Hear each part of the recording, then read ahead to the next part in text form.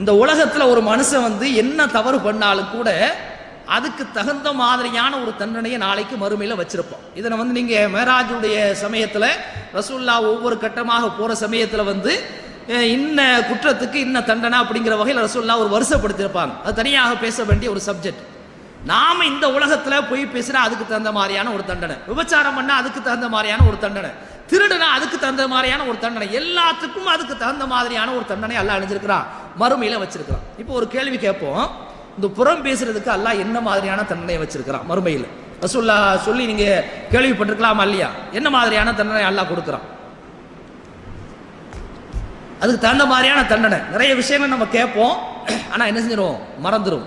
அதுக்காக வேண்டித்தான் இது மாதிரியான மிஷ்காத்து இந்த சபைகள் என்ன செய்யுது, ஏற்பாடு செய்யப்பட்டிருக்கு. திரும்ப திரும்ப மனித நன்னாசு நாசின், முதல் மனிதரே முதல் மறதியாளர், நாமளும் மறந்து போயிருக்கோம். அதனால தான் திரும்ப திரும்ப என்ன செய்யுது, இது சொல்லப்படுகிறது.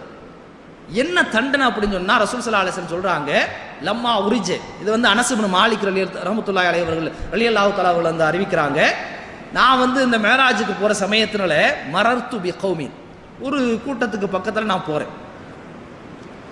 அப்ப அந்த கூட்டத்துக்கு வந்து லஹும் அல்ஃபாரும் மின் நுஹாஸ், இந்த நெருப்பு ஜுவாலையினால நகங்கள் வளர்ந்த ஒரு சில ஆட்களை நான் பார்க்கிறேன். இந்த நகத்தை இருக்கா இல்லையா, இது வந்து நெருப்பு ஜுவாலையினால இருக்கக்கூடிய நகத்தை உடைய சில ஆட்களை நான் என்ன செய்றேன், பார்க்கிறேன். அப்படி பார்க்கிற சமயத்தில் யஹ்மிஷூன உஜூஹகும் வ சுதூரகும், அந்த நெருப்பினாலான அந்த நகங்களின் வைத்து தங்களுடைய முகங்களை கீறி கிழித்துக் கொள்கிறார்கள், தங்களுடைய நெஞ்சு பகுதிகளை என்ன செய்கிறார்கள், கீறி கிழித்துக் கொள்கிறார்கள். அப்படியான ஒரு மனிதர்களை என்ன செய்கிறேன், நானும் பார்க்கிறேன். ஃபகுல்து மன் ஹாஉலா யா ஜிப்ரீல், இவ்வளவு மோசமா தன்னைத்தானே தங்களுடைய கையில் இருக்கக்கூடிய நெருப்பினாலான அந்த நகங்கள்னால தங்களுடைய முகத்துல தங்களுடைய நெஞ்சுகள்ல வந்து இவங்க கீறிக்கிறாங்களே, இவங்க யாரு, இவங்க என்ன தப்பு பண்ணாங்க அப்படிங்கிற வகையில் நான் என்ன செய்கிறேன், அவரிடத்துல கேட்கிறேன்.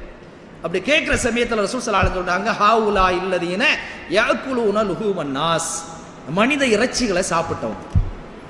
மனித இறைச்சிகளை சாப்பிட்றோம், நேரடியாக மனித இறைச்சிகளை சாப்பிட்றதில்லை. ஏற்கனவே அல்லாஹ் என்ன செஞ்சிருக்கிறான், இந்த புறம் பேசுறது வந்து மனித இறைச்சியை சாப்பிடுவதற்கு சமம் அப்படிங்கிற வகையில் சொல்லியிருக்கிறாங்க இல்லையா?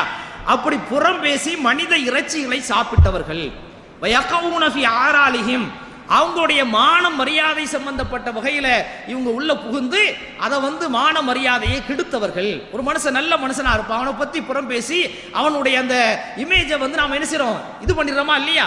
அப்ப அந்த மான மரியாதையை வந்து காற்றிலே பறக்க விட்டவர்கள் என்று நபிகள் நாயகம் ஸல்லல்லாஹு அலைஹி வஸல்லம் சொல்லி காட்டுகிறார்.